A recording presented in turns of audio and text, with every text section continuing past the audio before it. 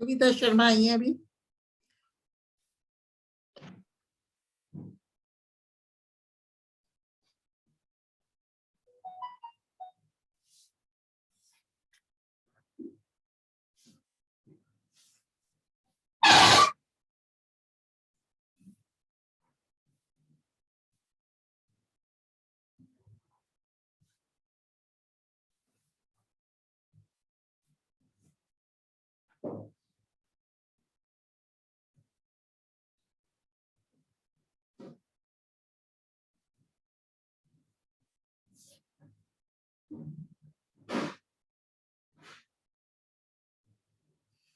देखते हैं 11:05 तक कौन कौन आता है। अभी 11:04 हुए। ज्वाइन करने दो।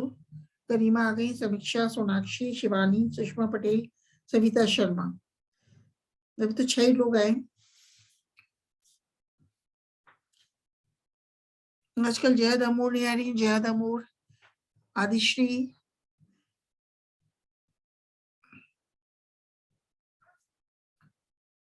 पूजा गुजर आई है अभी। पूजा संगुटा नहीं आ रही। कृष्णा भी नहीं आई एक बार। पूजा गुजर आ गई। शालू प्रजापत आती हैं। शालू प्रजापत,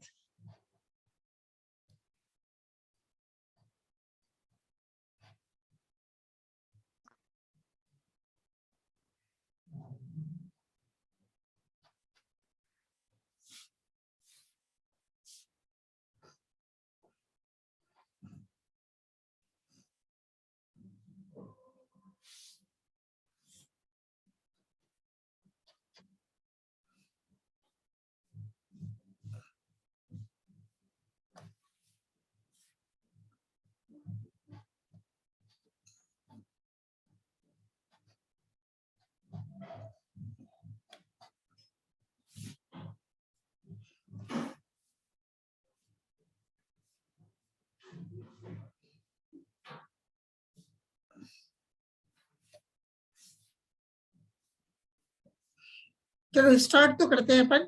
और आते रहेंगे जब तक, क्योंकि 11:05 हो गए। हाँ बेटा, अपन किसकी बात करेंगे आज? फैमिली रेनन कुलेसी की बात करेंगे। तो कुल क्या है? रेनन कुलेसी, है ना। तो इसको अपन बटर कप फैमिली भी कहते हैं, बटर कप कुल भी कहते हैं। ठीक है। और इसमें कीचड़ या दलदलवासी पौधे सम्मिलित किए गए हैं। तो बैंथम एंड हुकर के अनुसार रेनन कुलेसी कुल की जो सिस्टमेटिक पोजीशन है वो है, इसको डिवीजन प्रभाग एंजियोस्पर्मी में सम्मिलित किया गया है। और सब डिवीजन जो उप प्रभाग है वो है डाइकोटिलीडोनी।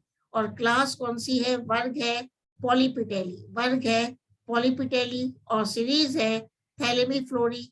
और जो गण है, ऑर्डर है रेनिल्स है। और किसकी बात कर रहे हैं? We are talking about the family Ranunculaceae की बात अपन कर रहे हैं। तो अब what are the salient features of रेननक्यूलेसी? रेननक्यूलेसी कुल के विशिष्ट लक्षण क्या क्या हैं?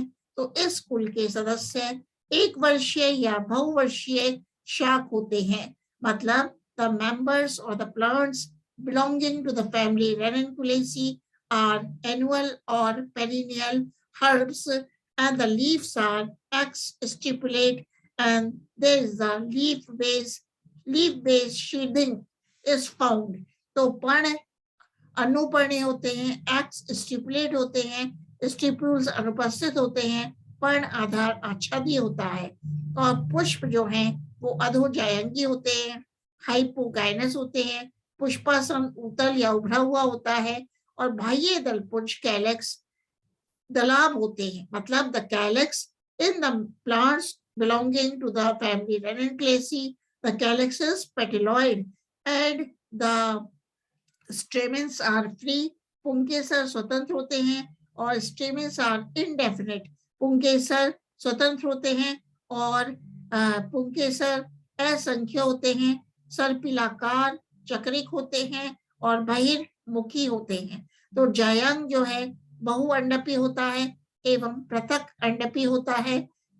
और फल फ्रूट क्या है रेनिकुलेसी फैमिली में? फ्रूट इज कॉल्ड एज एकीन और फॉलिकल। तो अपन बात करते हैं about the occurrence and distribution of the family Ranunculaceae. तो Ranunculaceae कुल का वितरण एवं प्राप्ति स्थान। तो Ranunculaceae कुल द्विबीजपत्री पौधों का छोटा किंतु किंतु अध्ययन की दृष्टि से महत्वपूर्ण कुल है। In the family Ranunculaceae, near about 50 genera and about 1,500 species have been included. मतलब Ranunculaceae कुल में 50 वंश और लगभग 1500 प्रजातियों के पौधे सम्मिलित किए गए हैं। एंड इस कुल के Ranunculaceae कुल के सदस्य उत्तरी शीतोष्ण क्षेत्रों में पाए जाते हैं। मतलब the members or the plants belonging to the family Ranunculaceae are found in north temperate regions, are found in north temperate regions। तो हमारे देश में Ranunculaceae कुल के 20 वंश तथा लगभग 155 प्रजातियां पाई जाती हैं। मतलब in India near about 20 genera and about 155 species are found in the family Ranunculaceae. So this is a slide which I am sharing with you. ठीक है, तो हमारे देश भारत में Ranunculaceae कुल के 20 वंश तथा लगभग 155 प्रजातियां पाई जाती हैं और भारत में पाए जाने वाले Ranunculaceae कुल के अधिकांश सदस्य पर्वतीय क्षेत्रों में सीमित है। जैसे कि कौन-कौन से पादप हैं जो कि Ranunculaceae कुल में इंक्लूड किए गए हैं। तो Ranunculus muricatus, Clematis royali इत्यादि मैदानी क्षेत्रों में पाए जाते हैं। जबकि डेल्फिनियम, जिसको कि लार्क स्पर भी कहते हैं, एवं नाइजेला इत्यादि शोभाकारी पादप हैं। मतलब the ornamental plants which are included in the family Ranunculaceae are larkspur, delphinium and nigella। इसी प्रकार एनीमोन, Ranunculus, बटरकप, क्लीमेटिस, नागछीकनी एवं नाइजेला इस कुल के प्रमुख उदाहरण हैं। The main examples of Ranunculaceae are Ranunculus, Clematis and Nigella and anemone। The main, ठीक है, तो I am talking about the occurrence and distribution। Now we will talk about the range of vegetative characters in the family Ranunculaceae। तो Ranunculaceae कुल में कायिक लक्षणों का विस्तार। तो पहला है हैबिट एंड हैबिटाट, आवास एवं स्वभाव। तो Ranunculaceae कुल के अधिकांश सदस्य एक वर्षीय या बहुवर्षीय शाख हैं। जैसे कि Ranunculus scleratus बटरकप जलीय शाख है। मतलब one of the species like Ranunculus scleratus is an aquatic herb, which is included in the family Ranunculaceae और उथले जल में या कीचड़ में मिलता है। तो Ranunculus scleratus किसमें मिलता है? कीचड़ में मिलता है या शैलो उथले जल में मिलता है। इसी प्रकार Aconitum बहुवर्षीय शाख है। तो Aconitum is a perennial herb। Aconitum is a perennial herb and Ranunculus scleratus is an aquatic herb। तो Aconitum क्या है बेटा? बहुवर्षीय शाख है जिसमें कंदिल जड़ें, ट्यूबरस रूट्स पाई जाती हैं। मतलब in Aconitum, which is a perennial herb, tuberous roots are found। और Ranunculaceae कुल में शुष्क झाड़ियां एवं वृक्ष नहीं पाए जाते। मतलब in the family Ranunculaceae, shrubs and the trees are not found। Clematis की कुछ प्रजातियां कठलताएं व काष्ठीय आरोही होती हैं। अब बात करते हैं एक्टिया एवं थैलेक्रम के तनों की। थैलेक्रम के तनों की आंतरिक संरचना में संवहन मंडल द्विबीजपत्री तने की भांति एक वलय में व्यवस्थित नहीं होकर एक बीजपत्री तने मोनोकॉट स्टेम के समान बिखरे हुए पाए जाते हैं। मतलब when we study the internal structure of Actia and Thalictrum. मतलब when we study about the internal structure of the stem of Actia and Thalictrum, we find that the vascular bundles are not arranged in a ring, but the vascular bundles in Actia and Thalictrum stem are scattered as in monocot stem. तो पर्ण कैसी होती है, अब leaves कैसी होती हैं? The leaves are alternate. Leaves एकांतरित क्रम में व्यवस्थित होती है, जैसे कि रेननकुलस एवं डेल्फिनियम में, और द लीव्स आर ऑपोजिट. सो किसमें ऑपोजिट होती हैं? पत्तियां कैसी होती हैं? सम्मुख क्रम में विन्यासित होती हैं, जैसे कि क्लीमेटिस में. And the leaves are exstipulate. Leaves में, पत्तियों में स्टिप्यूल्स एब्सेंट होते हैं, तथा इनका पत्तियों का पर्ण आधार लीफ बेस चौड़ा होता है, शीदिंग होता है, और थैलेक्ट्रम में पर्ण आधार बहुत अधिक चौड़ा होकर सहपत्र वृक्ष के समान संरचना बनाता है. तो the leaves in the plants belonging to the family Ranunculaceae are simple and the leaves are coralline and एवं चौड़े पर्ण फलक युक्त होती हैं. लीव्स कैसी होती है? पत्तियां सरल होती है, स्तंभिक होती हैं और चौड़े पर्ण फलक युक्त होती हैं, जो आगे चलकर पाल्मेटली लोब्ड हस्ताकार रूप से पालित हो जाती हैं. परंतु क्लीमेटिस में पत्तियां पिच्छाकार संयुक्त होती हैं. In Clematis the leaves are pinnately compound. आजकल भावना भी नहीं आ रही है, भावना किरण. रेननकुलस एक्वेटेलिस में विषम पर्णता हिट्रोफिली पाई जाती है, अर्थात जल निबंध पत्तियां रेखिक या कटीफटी लीनियर और डिसेक्टेड होती हैं, एवं जल की सतह के ऊपर की तैरती हुई पत्तियां, जल के ऊपर की सतह पर तैरती हुई पत्तियां या वायवीय पत्तियों का पर्ण फलक चौड़ा होता है. तो पत्तियों में एक श्रेणीय या बहुश्रेणीय जालिकावत शिराविन्यास पाया जाता है. मतलब in the leaves of the plants belonging to the family Ranunculaceae, the reticulate venation is found. And Clematis ephylla में पत्तियां प्रतान में रूपांतरित हो जाती हैं. मतलब in Clematis ephylla the leaves get modified into tendrils and which help in photosynthesis, तथा प्रकाश संश्लेषण का कार्य तने द्वारा किया जाता है. मतलब क्लीमेटिस में जो फोटोसिंथेसिस का कार्य है वो तने के द्वारा किया जाता है. अब बात करते हैं पुष्पीय लक्षणों का विस्तार, रेंज ऑफ फ्लोरल कैरेक्टर्स. तो पुष्पक्रम एवं पुष्प, इन्फ्लोरेसेंस एंड फ्लावर. तो इस कुल के विभिन्न सदस्यों के पुष्पक्रम में पर्याप्त विविधता पाई जाती है और पुष्पक्रम निम्न प्रकार के पाए जाते हैं. एक तो है सॉलिटरी टर्मिनल, एकल अंतस. किसमें पाया जाता है? एनिमोन एवं नाइजेला में.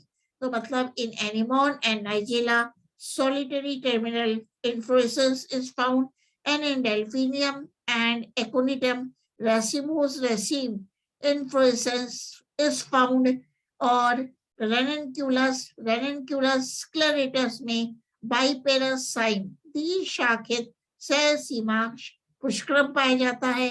इसी प्रकार थैलेक्ट्रम व क्लीमेटिस में शाखित यौगिक असीमाक्ष पुष्पक्रम पाया जाता है. In Thalictrum branch compound panicle is found, and in Clematis कैडिमा सॉलिटरी एक्सिलरी पुष्पक्रम पाया जाता है. तो ये अपन देख रहे हैं फल युक्त शाखा है, किसकी है? डेल्फिनियम के. ए है और बी है, इसका पुष्पक्रम दिखाया हुआ है. ठीक है. अब अपन बात करते हैं about the flower in the family Ranunculaceae. So the flower in the plants belonging to Ranunculaceae are bractate, and there are two bracteoles. मतलब जो पुष्प है सहपत्री होता है एवं 2 पार्श्व सहपत्रिकाओं से युक्त होता है, जैसे कि रेननक्यूलस व थैलेट्रम में। परंतु नाइजेला में पुष्प सहपत्र रहित होता है, ई ब्रैक्टेट होता है। मतलब इन नाइजेला ब्रैक्ट्स आर एब्सेंट। और पुष्प कैसा होता है? पेडिसिलेट होता है, सैवरंत होता है और टिपिकल स्पाइरल होता है, प्रारूपिक स्पाइरल सर्पिल होता है या सर्पिल चक्रिक होता है, स्पाइरोसाइक्लिक होता है या उभयलिंगी होता है, हर्माफ्रोडाइट और बाइसेक्सुअल होता है। द फ्लावर इज हर्माफ्रोडाइट और बाइसेक्सुअल, परंतु थैलेट्रम की कुछ प्रजातियों में पुष्प एक लिंगी होता है, यूनिसेक्सुअल होता है और पुष्पासन थैलेमस और रिसेप्टिकल ऊतल कॉन्वेक्स होता है, परंतु मायोसोरस में अत्यधिक सुदीर्घित होता है, ग्रेटली इलोंगेटेड होता है। और द फ्लावर इज रेगुलर और एक्टिनोमॉर्फिक, मतलब जो पुष्प है नियमित या त्रिज्या सममित होता है, परंतु डेल्फिनियम व एकोनिटम में पुष्प अनियमित व एक व्यास सममित होता है और पुष्प प्रारूपिक अधोजयांगी होता है, हाइपोगाइनस होता है। तो अपन किसकी बात कर रहे हैं? फैमिली रेननक्लेसी की। हाँ बेटा, और तो आते ही नहीं आजकल। और क्या कर रहे हैं? जैसे कि क्या थी, मोनिका चौधरी भी नहीं आ रही, एक जो मोनिका धायल है वो भी नहीं आ रही है।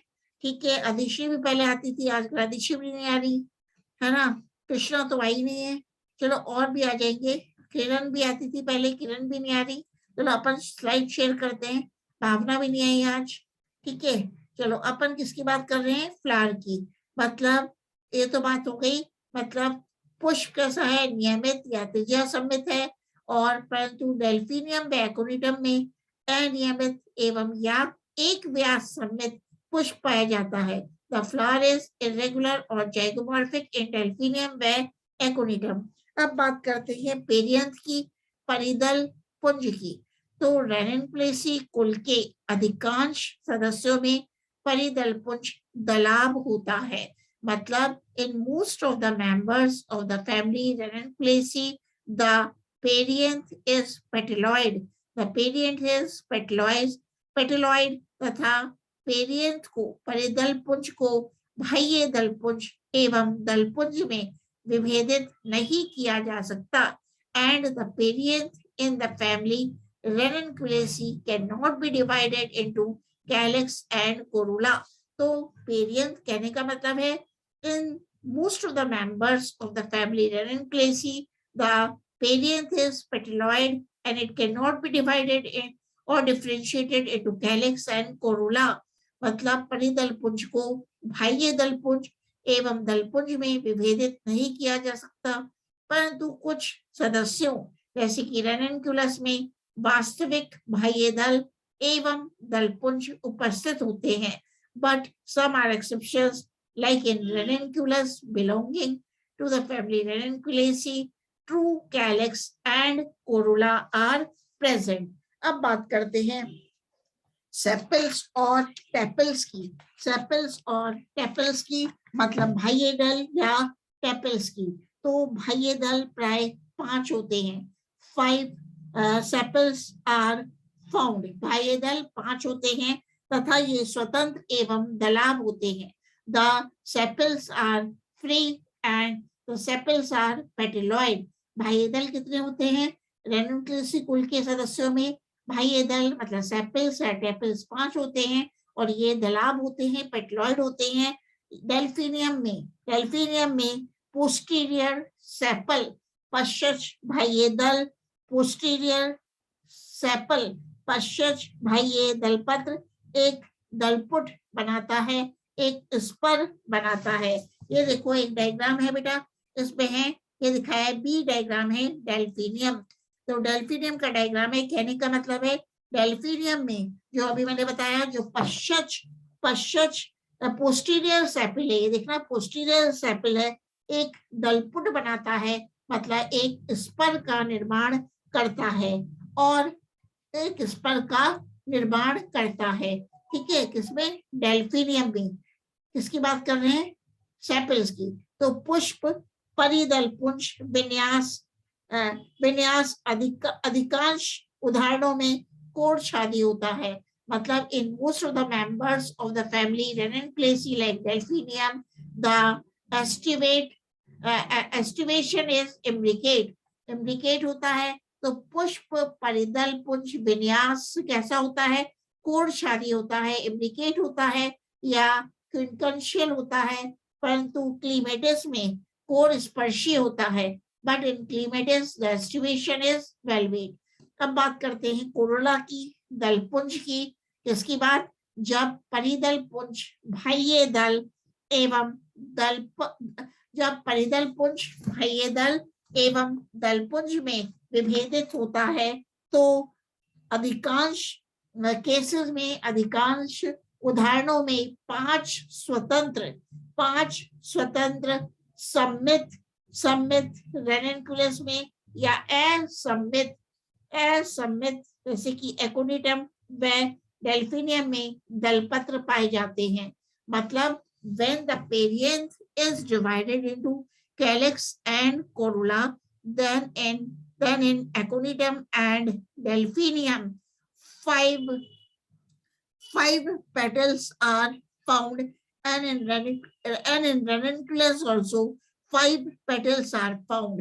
मतलब जब परिदल पुंज बाह्य दल एवं दलपुंज में विभेदित होता है तो अपन देखते हैं रेनेनकुलस में 5 स्वतंत्र सम्मित पेटल्स दलपत्र पाए जाते हैं, जबकि एकोनिटम व डेल्फिनियम में 5 असम्मित पेटल्स दलपत्र पाए जाते हैं और डेल्फिनियम में 2 पश्च दलपत्र मिलकर दलपुट बनाते हैं। जैसे कि आप देख रहे हो इसमें 2 ये जो है किसका डायग्राम है, फ्लोरल डायग्राम है डेल्फिनियम का। 2 दलपत्र मिलकर क्या बनाते हैं, एक स्पर बनाते हैं। तो डेल्फिनियम में क्या बता रही हूँ, डेल्फिनियम में 2 पश्च दलपत्र पोस्टीरियर पेटल्स मिलकर स्पर बनाते हैं, दलपुट बनाते हैं। क्या बना रहे हैं, दलपुट बनाते हैं जो बाह्य दल के दलपुट में समाहित होते हैं। और इस वंश में पार्श्व तथा अग्र दलपत्र छोटे होते हैं। इसी प्रकार एक प्लांट है एक्यूलीजिया। एक्यूलीजिया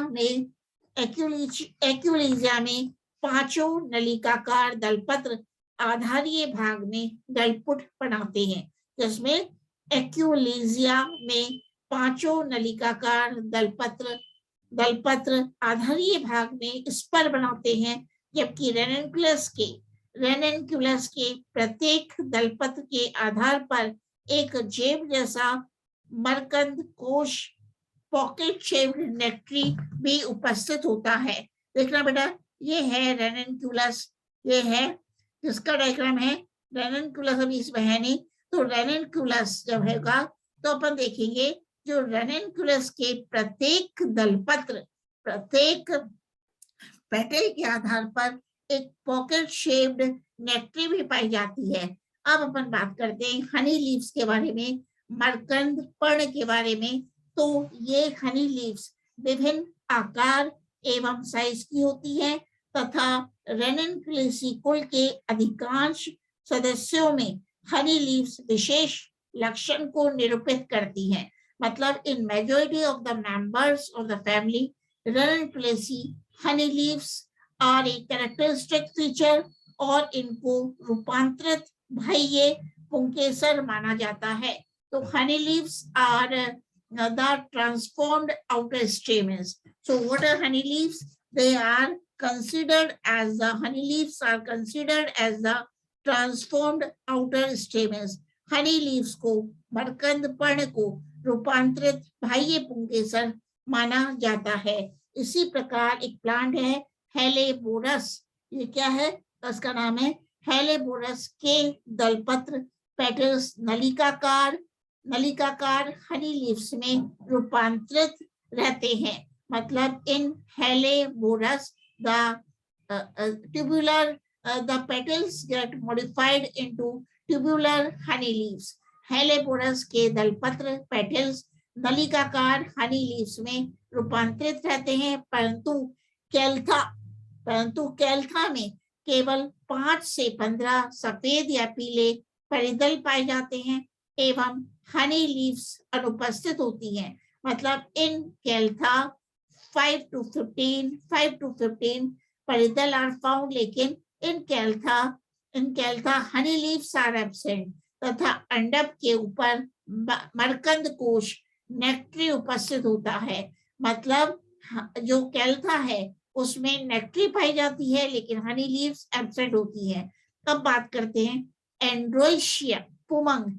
तो पुंकेसर कैसे होते हैं? पुंकेसर असंख्य होते हैं। The stamens are indefinite and the stamens are free from each other और पुंकेसर स्वतंत्र होते हैं एवं सर्पिल क्रम में विन्यासित होते हैं। The stamens are spirally arranged। इसी प्रकार एग्जाम्पल है एक्यूलीजिया। किसका एग्जाम्पल है? एक्यूलीजिया में लगभग 50 पुंकेसर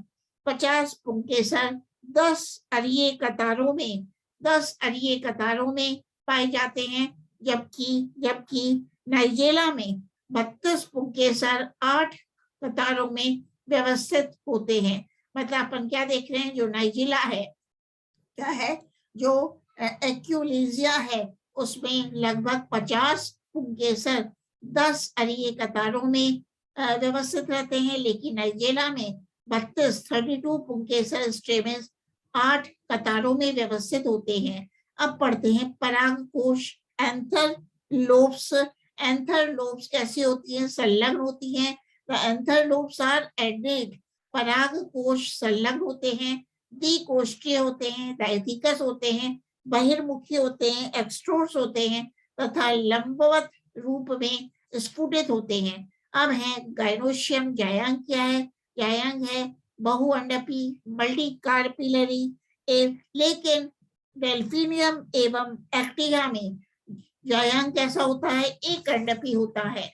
मतलब in most of the members of the family Ranunculaceae, the gynoecium is multicarpellary, but in Delphinium the gynoecium is monocarpellary और पृथक अंडपी होता है। gynoecium is apocarpus।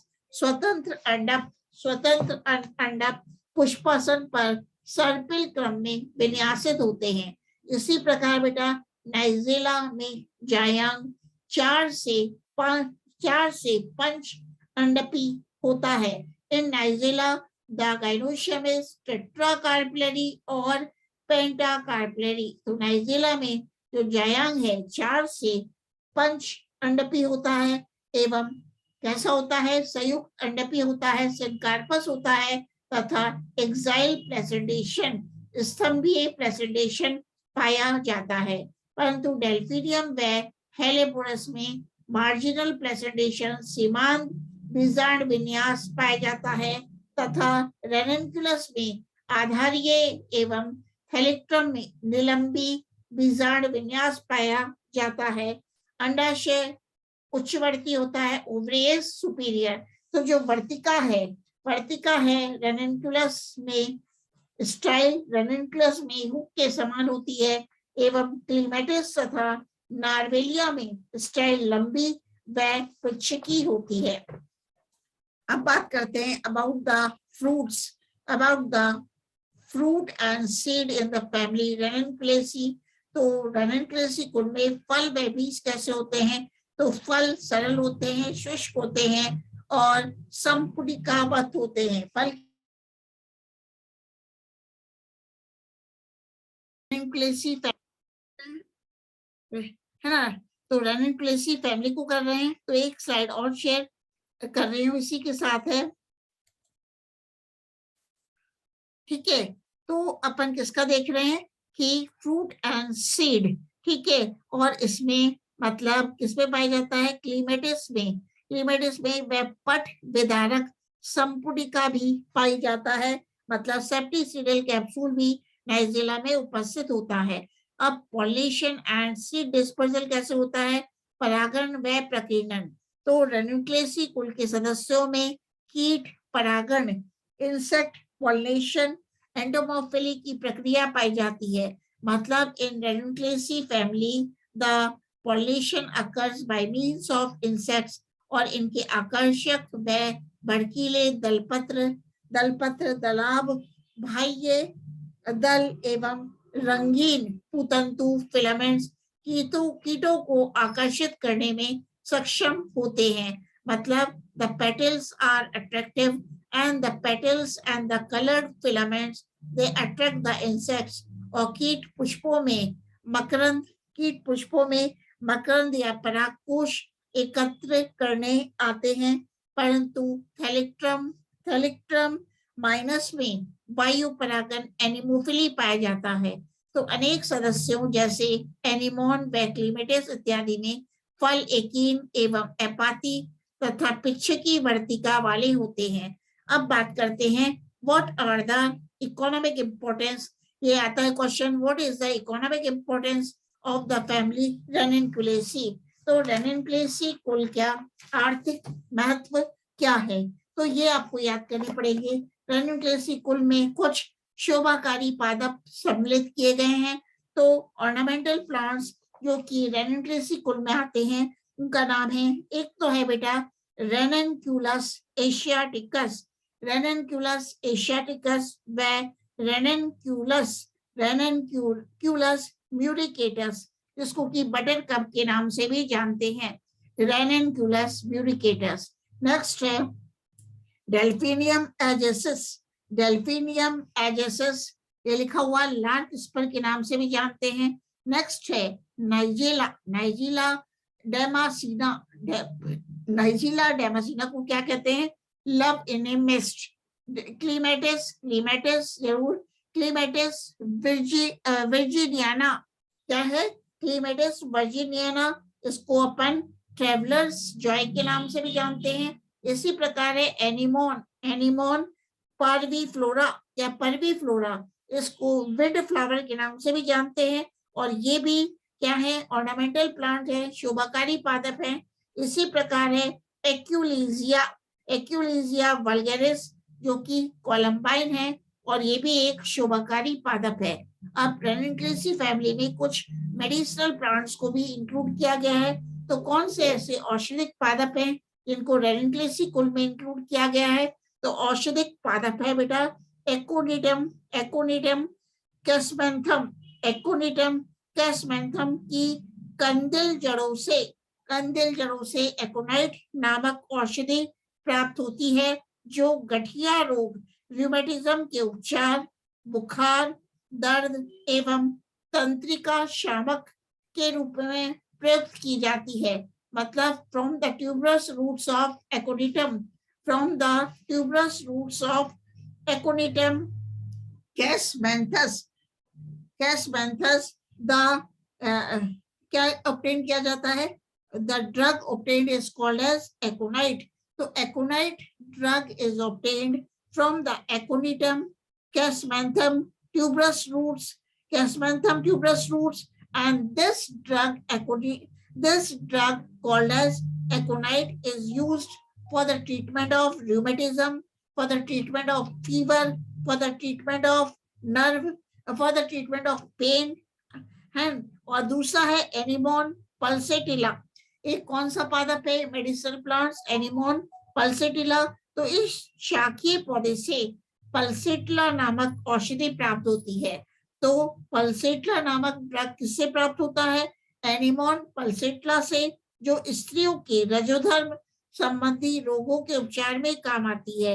इसी प्रकार है रेनिनकुलस आर्वेंसिस तथा रेनिनकुलस म्यूरिकेटस की कंदिल जड़ों एवं पत्तियों का रस एकांतरा ज्वर इंटरमिटेंट फीवर के उपचार में प्रयुक्त होता है। मतलब ठीक है, एक है बेटा, एक जो है सिमिसीफ्यूगा, नाम क्या है, सिमिसीफ्यूगा रेसिमोसा नामक पौधे के सूखे प्रकंद को काला नाग जड़ के नाम से जाना जाता है। तथा इसमें सिमिसीफ्यूगिन नामक एल्कलॉइड होता है, जो कोरिया नामक रोग के उपचार में काम आता है। एक है बेटा मेडिसिनल प्लांट रेनिनकुलस फिकेरिया नामक पौधे को पाइलवर्ड भी कहते हैं। इससे पाइल्स बवासीर के रोग का इलाज या उपचार किया जाता है। मतलब ranunculus ficaria is also called as pile, but it is obtained for the treatment of, it is used for the treatment of piles, and next है Nigella sativa के बीज ज्वर, खांसी, दमा रोगों में भी लाभदायक होते हैं और इस पादप को नाइजेला सटाइवा को काला जीरा भी कहते हैं तथा ये मसाले के काम आता है। नेक्स्ट है बेटा थैलेक्ट्रम फोलियोलोसम। तो थैलेक्ट्रम फोलियोलोसम की जड़ें कमजोरी दूर करती है तथा मूत्रवर्धक व रेचक है। अब अपन बात करते हैं वन ऑफ द प्लांट रेननकुलस स्क्लेरेटस, जो कि रेननकुलेसी फैमिली में सम्मिलित किया गया है। तो रेननकुलस स्क्लेरेटस का नाम क्या है? इसको अपन कहते हैं जल धनिया, ब्लिस्टर बटरकार, और इसकी हैबिट एंड हैबिटेट है, ये 1 वर्षीय पादप है। रेननकुलस sceleratus is annual plant and ये दलदली शाख है, ठीक है। और इसमें रेननकुलस स्क्लेरेटस में जड़ कैसी मिलती है? जड़ है मूसला जड़ पाई जाती है जो बाद में अपस्थानिक जड़ों द्वारा प्रतिस्थापित हो जाती है। तो तना या स्तंभ कैसा होता है? तो the stem in the Ranunculus sceleratus is herbaceous, stem is herbaceous, शाखीय होता है, ऊर्ध्व होता है, ठोस और सॉलिड होता है। मतलब the stem is herbaceous, erect and solid. तो रेननकुलेसी कुल में जो रेननकुलस स्क्लेरेटस नामक प्लांट है उसमें स्टेम कैसा होता है? स्तंभ होता है, शाखीय, ऊर्ध्व, ठोस, बेलनाकार व चिकना होता है और पर्व एवं पर्व संधि में डिवाइडेड होता है। मतलब nodes and internodes are distinct on the stem of Ranunculus sceleratus. और पर्ण कैसी होती है? तो रेननकुलस स्क्लेरेटस